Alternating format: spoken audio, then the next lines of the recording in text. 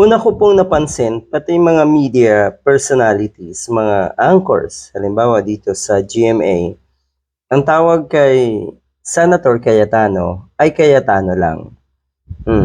Dito sa interview na ito, tinawag si Senator Raffy Tulfo by the title, Senator Tulfo. Pero si Cayetano, Cayetano lang.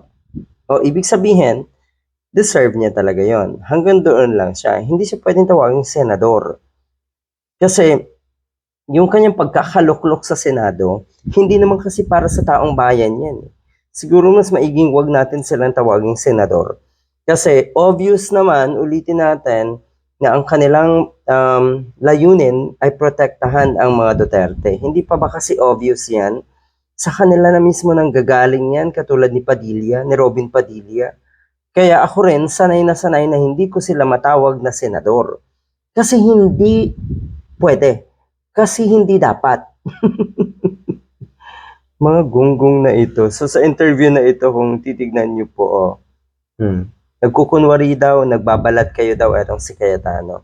Yan ang tinuran ni Senator Erwin Tulfo na medyo palaban. Katulad din po ni Senator Raffy Tulfo na palaban lalo kasi hinahamon si Alan Cayetano na kuno ay duwag kung hindi papasok sa Senado kinabukasan nga. Anyway, ganyan eh.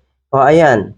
So ito ba ay nakikita natin na mas buo talaga yung majority or minority block, yung 11. Sa tingin ko mas buo sila eh. At etong mga diehard, kinukumpara nila yung pag-walk out ng mga minority senators doon sa hindi nga pagsipot netong majority senators ng ilang araw na ba, 2 sessions na.